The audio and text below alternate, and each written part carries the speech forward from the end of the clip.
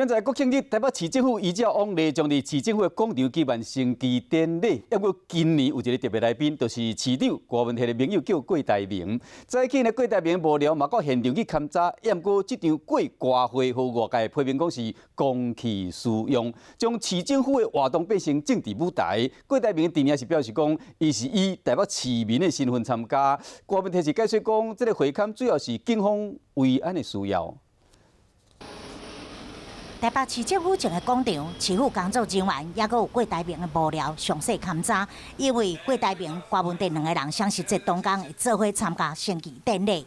郭台铭先生本身也是中华民国派，他也很希望说能够以台北市民的身份去参加升旗典礼，所以呢，我们有去跟这个市府联络，说有没有这样的可能？那市府说当然欢迎啊，当然我们要了解位置如何，动线如何。